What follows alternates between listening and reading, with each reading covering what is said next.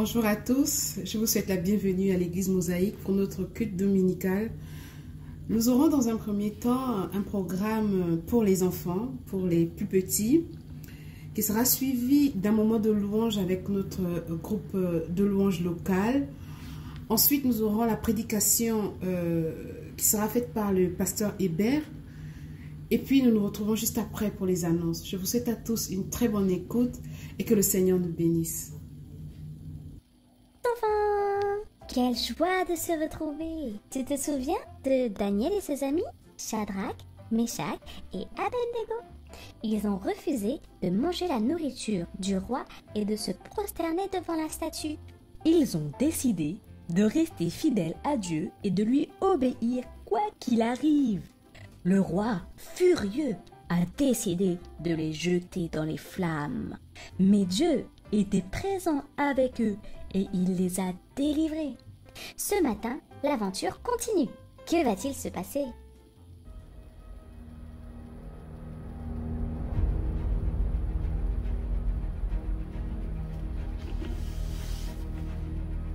Darius le Mède fut nommé roi après la mort du roi Nabuchodonosor et décida de séparer son royaume en 120 plus petites zones appelées provinces.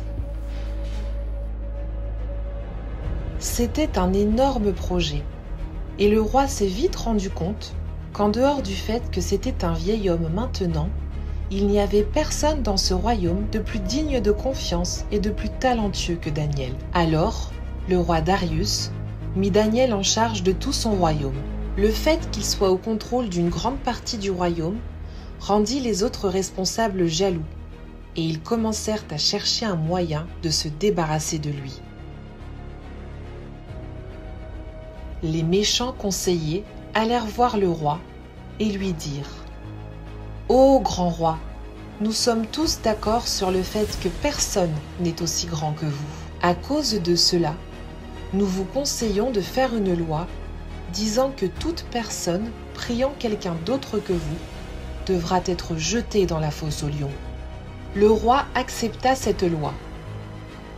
Mais, quand Daniel apprit que la loi avait été signée, il rentra chez lui et pria Dieu comme il le faisait d'habitude. Comme il l'avait prédit, les méchants conseillers trouvèrent Daniel priant dans sa maison. Ils partirent immédiatement voir le roi Darius et lui dirent « Daniel n'a pas respecté la loi en priant son Dieu. Vous devez l'envoyer dans la fosse aux lions. » Le roi avait le cœur brisé et il passa la journée à chercher une solution pour sauver Daniel. Mais la loi ne pouvait être brisée. Il donna alors pour ordre de capturer Daniel et de le jeter aux lions. Le roi dit à Daniel « Que ton Dieu te sauve !» Après que Daniel ait été jeté au lion, une pierre fut amenée et déposée par-dessus l'entrée de la fosse. Le roi Darius scella la fosse avec son propre sceau royal, pour que personne ne puisse aller sauver Daniel. Ensuite, le roi rentra chez lui et passa la nuit à jeûner. Il refusa ses amusements habituels et ne dormit pas de la nuit. Très tôt, le lendemain matin, le roi Darius se dépêcha d'aller à la fosse aux lions et cria « Daniel, servant du Dieu vivant, est-ce que ton Dieu t'a sauvé des lions ?» À la surprise du roi, Daniel répondit « Longue vie au roi! Mon Dieu a envoyé ses anges pour fermer la bouche des lions, pour qu'ils ne puissent pas me blesser. » Le roi était rempli de joie, et il ordonna que Daniel soit sorti de la fosse. Pas une égratignure ne fut trouvée sur lui. Le roi ordonna ensuite l'arrestation des méchants conseillers qui avaient comploté contre Daniel. Il les fit jeter dans la fosse aux lions avec leurs femmes et leurs enfants. Les lions se jetèrent sur eux et les déchiquetèrent avant même qu'ils ne touchent le fond de la fosse. Après ça, le roi envoya ce message aux gens de toute race, pays et langue à travers le monde. Paix et prospérité à vous. Chaque citoyen de mon royaume devra trembler de peur devant le Dieu de Daniel, car il est le Dieu vivant et il vivra pour toujours. Son royaume ne sera jamais détruit et son règne ne finira jamais. Il délivre et sauve son peuple. Il fait des miracles et des choses incroyables sur la terre comme dans les cieux. Il a sauvé Daniel des dents des lions.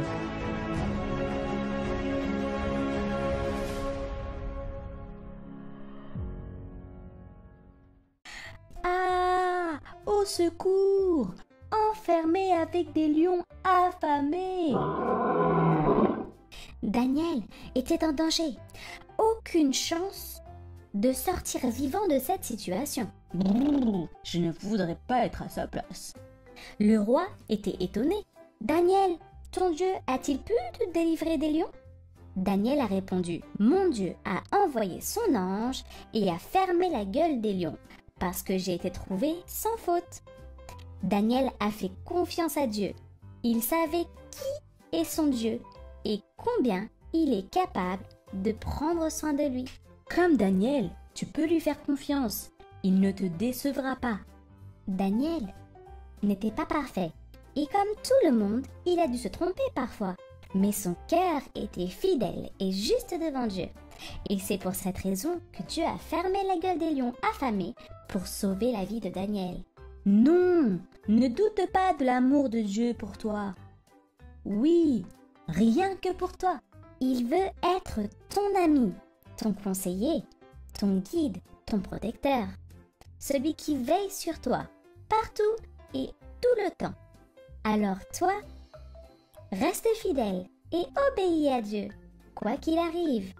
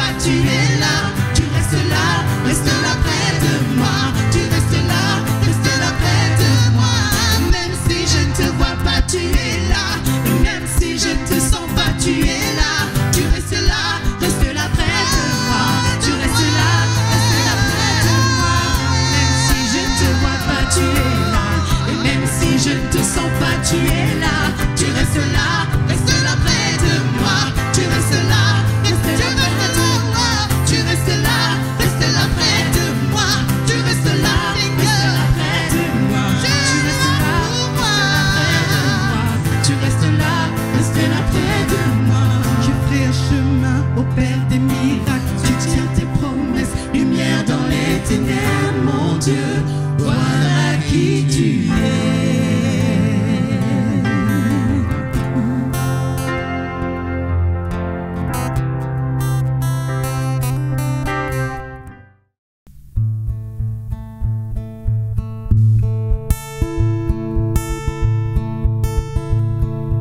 À chaque instant tout près de moi, même si je tombe, tu restes là. Ton amour me conduira. Dans la tempête, tu assures mes pas. Oh, dans la tempête, ta paix est ma joie. Tu es présent même dans mes doutes. Ta vérité, telle est ma route. Ton amour me conduira. Dans la tempête, tu assures mes pas. Oh, dans la tempête, ta paix est ma joie. Ma lumière, brille dans les ténèbres. Oui, je te suivrai, mon Jésus. Ma lumière, ma foi est en toi seul. Tu me conduiras jusqu'au port, jusqu'au port, jusqu'au port, jusqu'au port. Pour l'avenir, je ne crains rien. Je te louerai chaque matin. Ton amour me conduira. Dans la tempête, tu assures mes pas. Oh, dans la tempête, ta paix est ma joie. Oh, ma lumière, brille dans les ténèbres.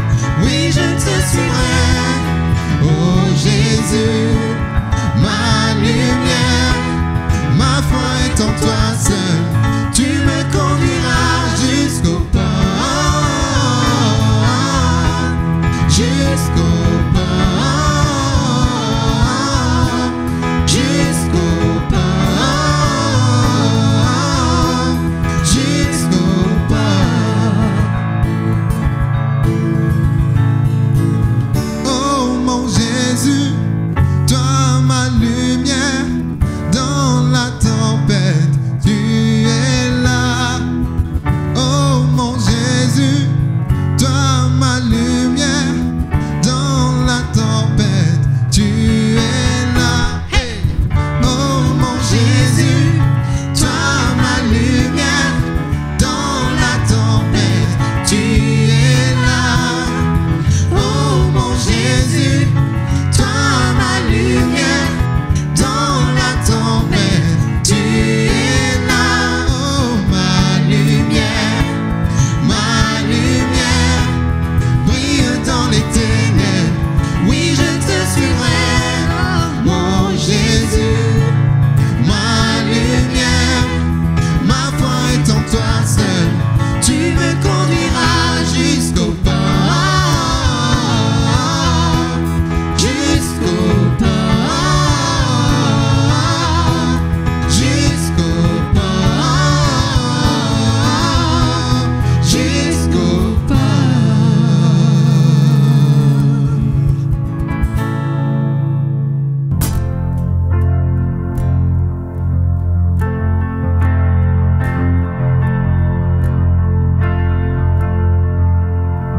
Mon âme soupire après toi. Père, élève ta voix, je veux t'obéir. Je veux te servir.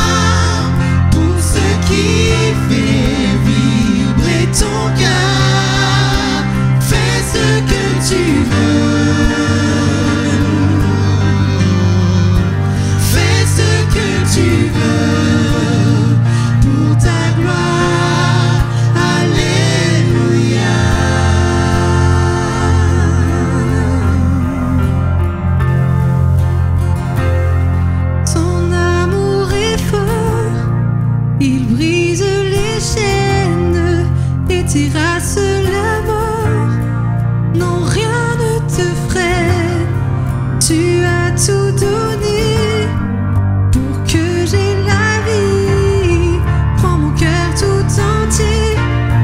Seigneur, me voici. Ton amour est fort, il brise les chaînes et terrasse la mort. Non, rien ne te freine. Tu as tout donné pour que j'ai la vie. Prends mon cœur tout entier. Seigneur, me voici.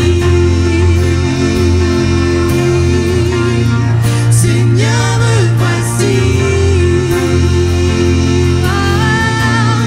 Seigneur, me voici. Seigneur, me voici.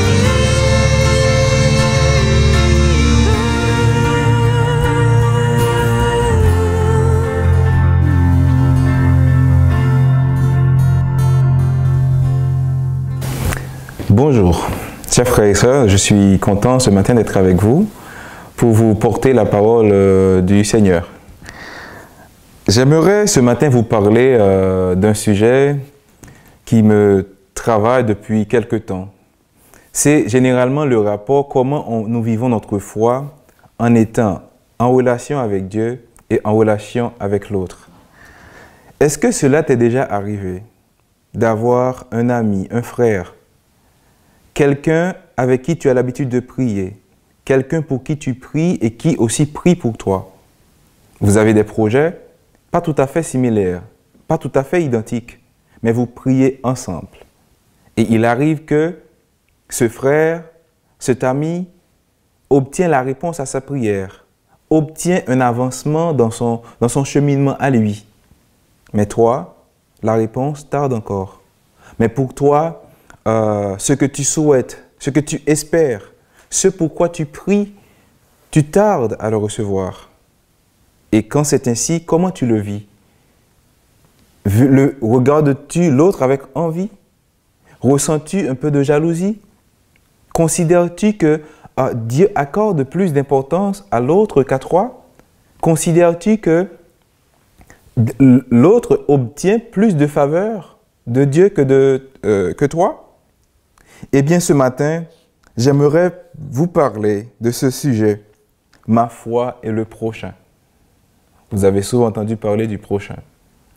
Et moi, j'aimerais vraiment mettre l'emphase avec vous ce matin sur le rapport, la foi. Je vis ma foi vis-à-vis de Dieu, mais il y a l'autre aussi à côté de moi.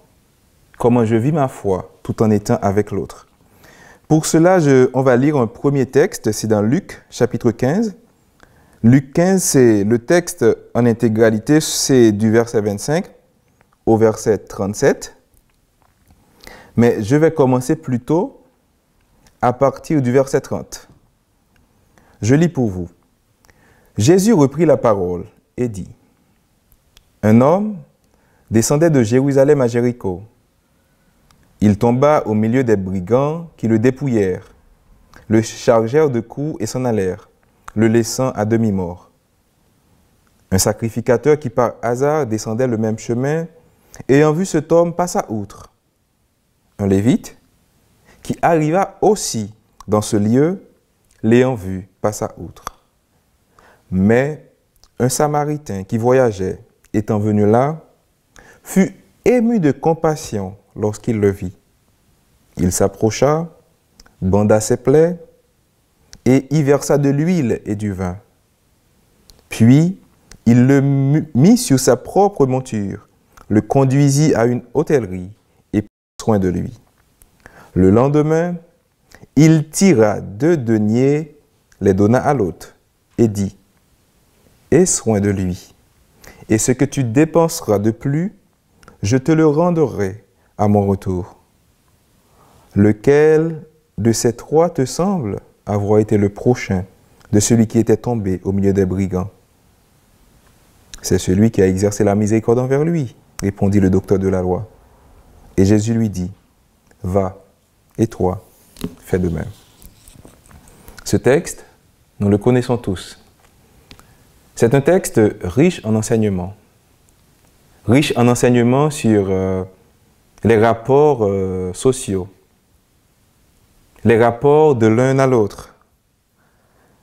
Dans ce texte, on peut considérer que les gens qui sont généralement les moins honorés, les gens considérés socialement comme étant les plus modestes, sont généralement plus disposés à servir, plus disposés à montrer de la solidarité, plus disposés à faire preuve d'empathie. Il est aussi, on pourrait considérer dans ce texte que les gens pour qui nous sommes plus disposés à rendre un service, pour qui nous sommes plus disposés à faire quelque chose de bien, eh bien ces personnes-là, généralement, sont trop occupées pour nous. Moi, je serais peut-être très disposé à rendre service à quelqu'un qui est élevé en dignité dans la société. Mais assez souvent, cette personne-là n'est pas assez disposée pour moi. Et aussi, on peut considérer que dans ce texte, le dignitaire religieux ou dans le contexte actuel, on pourrait parler de dignitaire social, généralement, il a un agenda trop chargé pour le spontané. Il a un agenda trop chargé pour l'inattendu. Beaucoup de choses, beaucoup d'enseignements, on pourrait tirer de ce texte. Mais moi, je voudrais surtout vous parler de ce rapport entre le séculier et le religieux. Nous voyons trois personnes. Deux, le sacrificateur, le lévite, sont plutôt des personnes avec une charge religieuse, avec des responsabilités religieuses dans la société. Ils ont vu quelqu'un au sol, mais ils étaient trop occupés pour accorder leur temps à cet homme. Pourtant, ils ont la charge, ils ont la responsabilité de l'emmener dans l'éternité. Ils ont la charge, ils ont la responsabilité de l'amener à Dieu. Par contre, en difficulté, en situation de détresse frôlant la mort, on va voir que le prêtre, le lévite, ne se sont pas sentis tellement concernés. Donc, notre foi, nous la vivons par rapport à Dieu. Notre foi nous amène à vivre le spirituel. Notre foi nous amène à espérer l'éternité. Mais comment vivons-nous le quotidien? Comment vivons-nous la relation à l'autre? Je cherche Dieu, j'aime Dieu, je désire Dieu, que je ne vois pas. Mais quel est le rapport que j'ai à l'autre que je vois? J'aime Dieu Tout-Puissant. Mais comment je regarde l'autre parfois qui est faible, qui n'a pas toute la puissance que moi, je recherche. Notre foi évangélique implique beaucoup de choses. Mais ce matin, j'aimerais que l'on retienne trois aspects de la foi évangélique. Trois aspects qui nous parlent de notre relation à Dieu. Pour essayer de dire comment nous les appliquons aussi, comment nous les gérons aussi dans la relation à l'autre. Ces trois aspects, c'est l'amour, le respect et la confiance. L'amour, le respect et la confiance. Nous lisons dans la Bible que nous devons aimer Dieu. C'est dans la loi, et Jésus va nous le rappeler, nous devons aimer Dieu de tout notre cœur, de toute notre âme, de toute notre force. On pourrait se dire, aimer Dieu, c'est facile. Quand on voit la passion que peut déchaîner des sportifs, quand on voit combien on peut s'investir pour des sportifs, Dieu, grand, Dieu qui nous a donné ses organes, Dieu qui nous permet, là maintenant c'est l'été, grâce à Dieu nous avons la mer, nous avons la montagne, nous avons des beaux cadres naturels. C'est naturel, on peut croire que c'est naturel d'aimer quelqu'un qui nous fait autant de bien. Pourtant, cela n'est pas si naturel que ça parce que dans la Bible, l'enseignement biblique nous invite à aimer Dieu. On ne nous invite pas à respirer, par exemple. On ne nous invite pas à manger ou à boire parce que, bon, ça, on le fait naturellement. Mais pour nous, humains, ce n'est pas si naturel que ça d'aimer Dieu. Donc la Bible nous invite à aimer Dieu. Et il ne se contente pas de nous dire que nous devons aimer Dieu, mais il nous demande aussi d'aimer le prochain comme nous-mêmes. Vous avez beaucoup, à mon avis, entendu parler d'amour de Dieu, d'amour du prochain.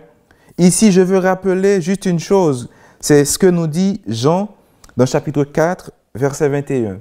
Toi, si tu considères que je suis disciple de Jésus, je suis chrétien, j'aime Dieu et cela me suffit. J'aime Dieu et je fais peu cas du prochain. Eh bien, je vais te lire ce verset que Jean nous a adressé. C'est dans 1 Jean chapitre 4, versets 20 et 21. On peut lire ceci. Si quelqu'un dit « J'aime Dieu » et qu'il haïsse son frère, c'est un menteur. Car celui qui n'aime pas son frère qu'il voit, comment peut-il aimer Dieu qu'il ne voit pas? Et nous avons de lui ce commandement, que celui qui aime Dieu aime aussi son frère. C'est facile de dire que j'aime celui que je ne vois pas. Ça demande moins d'efforts, ça demande moins d'actions concrètes. J'aime Dieu et ça me donne bonne conscience. J'aime Dieu et je m'arrête là. Mais la Bible nous dit que c'est prétendre aimer Dieu sans aimer le prochain, prétendre aimer Dieu sans aimer son frère, c'est se tromper soi-même. C'est dire quelque chose qui n'est pas la vérité. Et l'exemple de « j'aime l'invisible, mais je fais peu cas du visible », ça nous rappelle parfois dans les familles que les relations éloignées sont plus apaisées que les relations rapprochées.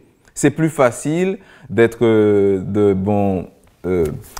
vivre de bon accord avec un cousin éloigné que le frère qui partage le même toit que moi. Et c'est à peu près pareil aussi. Je renvoie l'amour de Dieu à quelque chose, à des années-lumière. Donc j'aime Dieu que je ne vois pas. Je l'aime. Mais qu'est-ce que je fais de la personne qui est à côté de moi? Qu'est-ce que je fais avec la personne qui partage mon quotidien?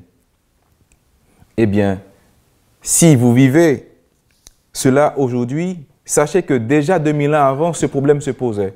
Et c'est pour cela que Jean l'a écrit. Des personnes pensaient qu'ils pouvaient se contenter d'aimer Dieu et faire peu cas du prochain. Mais ce n'est pas possible. Dieu nous invite à aimer aussi le prochain. Il y a l'amour, il y a aussi le respect. Je respecte Dieu.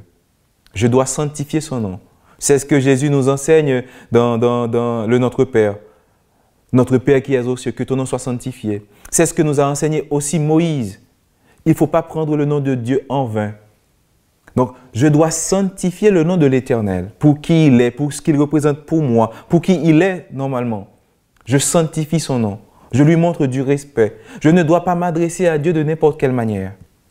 Mais est-ce que je suis aussi conscient que ce respect-là, je suis invité à le témoigner aussi à l'autre? Ce respect-là, je suis invité à le témoigner aussi au prochain. Tout à l'heure, on a dit, je ne peux pas dire que j'aime Dieu et ne faire peu cas du prochain, faire peu cas du frère. C'est pareil aussi. Je ne peux pas dire que je respecte Dieu, que je ne vois pas, et faire preuve d'irrespect face à sa création. L'homme, créature de Dieu, je reconnais que Dieu est grand, qu'il a créé l'homme, je le respecte, mais je ne respecte pas son œuvre. Quelque part, il y a un souci, quelque part, il y a un problème. Si je crois en Dieu, je reconnais qu'il a mis en l'homme son image. Il a fait l'homme à son image, il a mis un peu de lui-même dans l'homme. Donc la meilleure manière pour moi de montrer du respect à Dieu, c'est aussi en montrant du respect, en témoignant du respect à celui qui l'a créé, à sa créature. Donc le respect, nous le devons à Dieu. Le respect, nous le devons à l'autre. Le respect, c'est dans l'estime que je peux montrer à l'autre. Le respect, c'est dans le fait de ne pas regarder l'autre avec mépris. Le respect, c'est dans le fait de ne pas attribuer ou faire preuve utiliser des mots qui pourraient blesser l'autre le rabaisser. Donc, est-ce que je peux prétendre respecter Dieu et mépriser son œuvre? Est-ce que je peux prétendre respecter l'auteur que je ne vois pas et ne pas montrer de respect pour son œuvre, sa création? Dans Matthieu 5, versets 21-22, Jésus nous dit ceci. Vous avez entendu qu'il a été dit aux anciens, tu ne tueras point, et qui tuera sera punissable par le jugement. Mais moi je vous dis que quiconque se met en colère sans cause contre son frère sera punissable par le jugement. Et celui qui dira à son frère, Raka, sera punissable par le Sanhédrin. Et celui qui dira à son frère qu'il est fou sera punissable par la géhenne du feu, par la mort éternelle. Donc Jésus nous invite ici à ne pas nous mettre en colère contre nos frères, mais aussi à ne pas utiliser des propos qui ont tendance à les stigmatiser, à ne pas utiliser des propos qui ont tendance à les rabaisser. Je ne peux pas me contenter, je ne peux pas me satisfaire, venir faire ma prière, dire « Dieu, je te respecte », mais je ne respecte pas mon mari, je ne respecte pas mon épouse.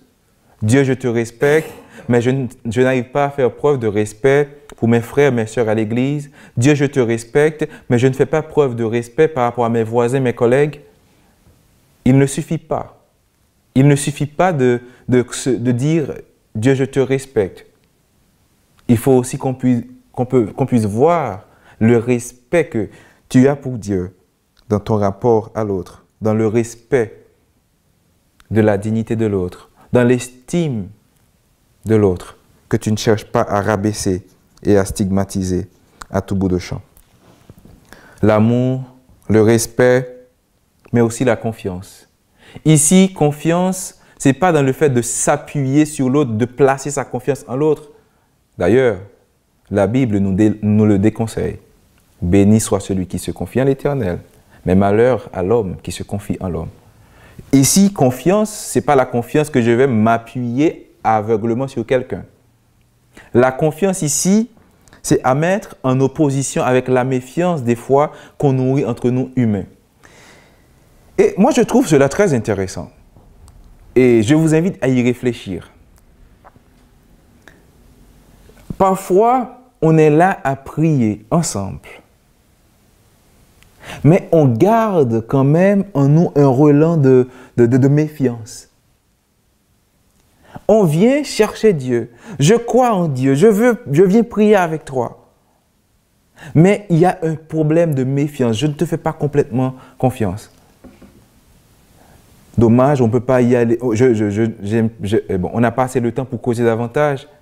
Mais être ensemble, c'est une bonne chose. Mais sans la confiance, on n'est pas ensemble. On peut se trouver au même endroit physiquement. On peut se trouver à la même place. Mais si on n'est pas unis de cœur, donc l'effet qu'on attend de nos prières ne viendra pas. Parce que Jésus, ce qu'il a dit, c'est que ceux qui se réunissent et demandent quelque chose ensemble, en mon nom, l'obtiendra. Mais cela suppose que nous soyons ensemble. Il ne s'agit pas d'être naïf. Il ne s'agit pas, comme j'ai dit, de s'appuyer sur l'autre, de placer sa confiance dans l'autre. Mais on ne peut pas avancer ensemble. On ne peut pas avancer dans sa foi si on est constamment dans la méfiance de l'autre. Ça, c'est une première chose. L'unité. L'unité de l'esprit suppose une confiance réciproque. L'unité de l'esprit suppose que j'enlève la méfiance entre nous. Il faut que nous ayons cette unité pour pouvoir avancer ensemble. Mais la méfiance aussi, cela signifie que si je viens à l'église, si je suis en train de prier, si je suis en train de servir et que je regarde l'autre avec méfiance, cela signifie quelque part aussi que je me considère comme étant meilleur. Si je le regarde avec méfiance, cela signifie que je le considère comme étant indigne. Là, on revient au respect qu'on avait dit tout à l'heure. Donc, je le regarde avec méfiance. Donc, pour moi, il est indigne. Je le regarde avec méfiance, je me considère comme étant l'enfant et lui juste le serviteur que le Père a placé à mes côtés. Donc, la méfiance, il faut bannir ce sentiment dans nos relations. La méfiance, cela veut dire aussi que moi, je suis de bonne volonté. Lui, c'est un hypocrite. C'est tout cela que, quand je laisse la méfiance s'installer dans mes relations avec mes frères, mes sœurs, donc d'abord, il y a ce blocage qui fait qu'on n'arrive pas à l'unité de l'esprit. Mais il y a aussi, cela suppose aussi un certain orgueil. Je suis méfiant parce qu'on vient auprès de Dieu. Mais si je suis méfiant par rapport à tes motivations, j'ai des doutes sur pourquoi tu es là et ce que tu veux faire. Et nous savons que dans 1 Corinthiens 13, verset 4, Paul nous dit ceci. L'amour ne soupçonne pas le mal. Il a dit aussi, l'amour parfait bannit la crainte. Mais ça, c'est dans notre rapport avec Dieu. Mais dans notre rapport à l'autre, dans 1 Corinthiens 13, verset 4, on nous dit que l'amour ne soupçonne pas le mal. Donc, je ne peux pas aimer et en même temps être dans la méfiance. Je ne peux pas aimer et en même temps regarder l'autre avec comme quelqu'un qui n'est pas sincère. Ce qu'il est, ce qu'il fait, c'est sa relation avec Dieu. Et Dieu sait qui il est. Dieu s'en occupe. Moi, je ne suis pas son juge. Je suis avec lui un frère. Je suis comme lui un serviteur. Et nous essayons ensemble d'apporter notre contribution dans l'œuvre de Dieu. Ma foi est le prochain. Je crois en Dieu. Mais qu'en est-il du prochain? Je crois en Dieu, mais qu'en est-il, de ma relation avec l'autre?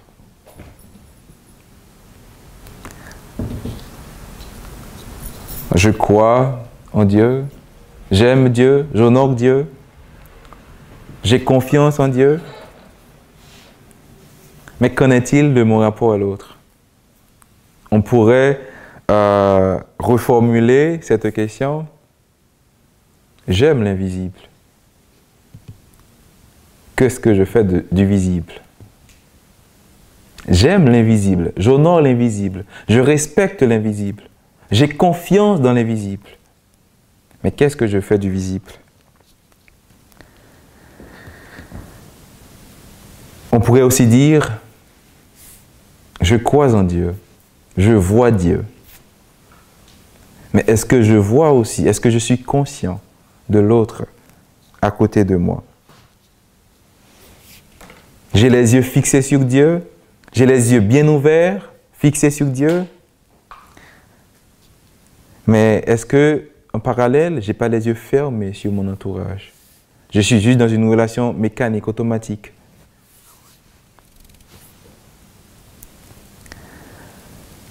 Je ne sais pas quelle est votre réponse à ces différentes questions. Est-ce que vous êtes quelqu'un qui part vers l'invisible, vers l'éternité, en oubliant le quotidien, le visible? Est-ce que tu es quelqu'un qui arrive à faire l'équilibre entre la part de l'invisible en nous, la part du spirituel, et la part du temps présent, la part du matériel? Je considère que parfois, dire que j'aime Dieu ou bien être rechercher une relation renforcée avec Dieu en négligeant l'autre, ce serait comme un fermier qui a des poulets. Il voit à côté de lui quelqu'un qui a faim, un voisin qui a faim. Et lui, au lieu de considérer que le voisin a faim, j'ai chez moi de quoi lui donner, il va dire « Ah, c'est dommage. Dommage que je n'ai pas de canards. Si j'avais des canards, j'aurais pu donner à manger à mon voisin. » Ou encore celui qui se fixe uniquement sur l'invisible et néglige le visible, c'est comme quelqu'un qui a ses parents. Il ne les visite pas. Il a son frère, sa sœur. Il ou elle ne les visite pas. Mais pour se donner bonne conscience, il se dit « Ah, ben j'ai un projet, je dois me rendre sur la Lune. Donc je travaille là sur un projet pour aller sur la Lune. Donc je néglige le visible, je néglige le quotidien, je néglige mon entourage. Et pour me donner bonne conscience, je me dis « Ah oui, j'ai une bonne relation avec l'invisible. » Mais si vous pensez faire ça pour Dieu, si vous pensez que vous servez bien Dieu en faisant ainsi, la Bible ce matin te rappelle. Dieu n'existe pas dans ta vie sans l'autre. Donc, il n'y a pas de relation avec Dieu sans l'autre.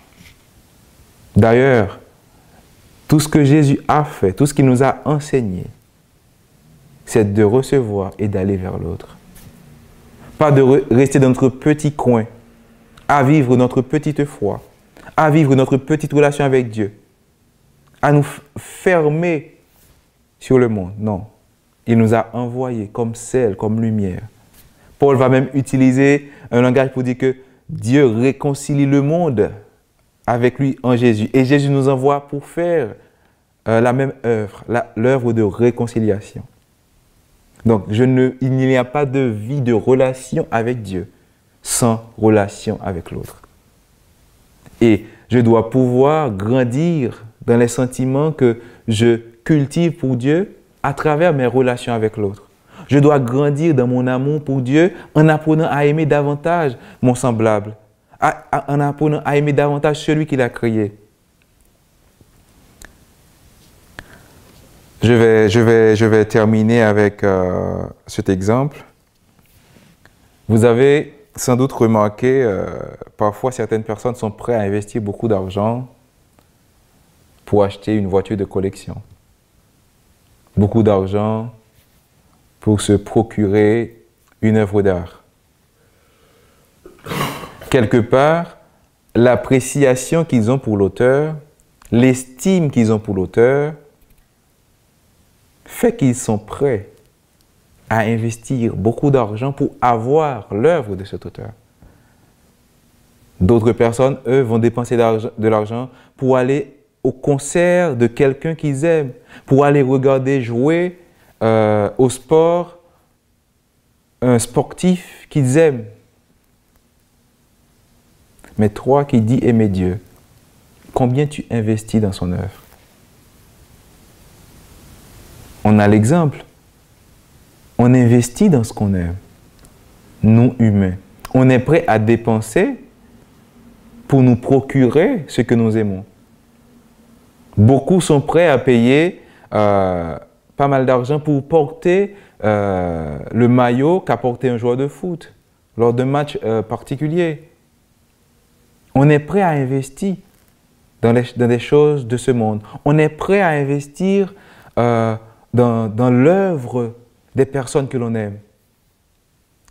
Combien investissons-nous dans l'œuvre de Dieu? Combien investissons-nous auprès de nos semblables? Et ici, je parle d'investissement, pas d'investissement monétaire. Ça peut être aussi un investissement financier, mais l'investissement, c'est le temps que je peux passer avec eux, le temps que je peux passer à essayer de les comprendre, le temps que je peux passer à essayer de réparer les brèches, à essayer de penser des blessures. J'aime Dieu, je crois en Dieu, je le respecte, je reconnais qu'il est grand. Mais quel est le regard que je porte sur sa créature? Quel est le regard que je porte sur sa création? Donc ce matin, je voulais attirer votre attention sur ce point en particulier. Vous avez la foi en Dieu, c'est très bien. Vous aimez Dieu, c'est excellent. Mais combien vous êtes prêt à investir dans l'œuvre de Dieu? Soyons capables de ne pas aimer uniquement en parole, mais faisons-le aussi en acte. Qu'il en soit ainsi pour vous et que Dieu vous bénisse. Et ensemble. Père, nous te disons merci pour la vie. Merci pour cette journée que tu nous accordes. Merci pour ton amour. C'est toi qui nous as aimés d'abord et qui nous invite à aimer en retour. Ouvre-nous les yeux, Père, pour que nous puissions voir ce que tu veux que nous voyions. Ouvre-nous les yeux pour que nous puissions voir les personnes auprès desquelles toi tu veux nous envoyer. Nous te prions de pouvoir trouver davantage dans notre temps, dans nos ressources, dans les aptitudes, les capacités que tu nous donnes, à pouvoir consacrer davantage aux autres, à ceux qui ont besoin de voir ta lumière dans leur vie, qui ont besoin de goûter à ton sel dans leur vie. Donne-nous d'être disposés et disponibles pour aller vers eux et de pouvoir, comme des gens qui t'aiment, investir davantage dans ton œuvre. C'est la prière que nous t'adressons dans le nom puissant de Jésus. Voilà, nous sommes arrivés au terme de notre culte de ce matin. J'espère que vous avez été bénis. Moi, je l'ai été également. Concernant les annonces, nous avons notre prière matinale de 6h30 à 7h30 du lundi au vendredi. Donc, si vous souhaitez nous rejoindre, n'hésitez pas. Rejoignez-nous. Ensemble, nous allons partager nos sujets de prière. Ensemble, nous allons nous édifier, nous fortifier les uns les autres. Le numéro Zoom sera affiché juste au bas de l'écran au cas où vous souhaitez nous rejoindre. Nous avons également notre pique-nique géant qui se tient dès 13h, donc tout de suite après notre culte, au square Saint-Lambert, juste en face du cinéma Chaplin dans le 15e. Rejoignez-nous si vous n'avez rien à faire. Rejoignez-nous pour qu'ensemble nous puissions passer des moments agréables.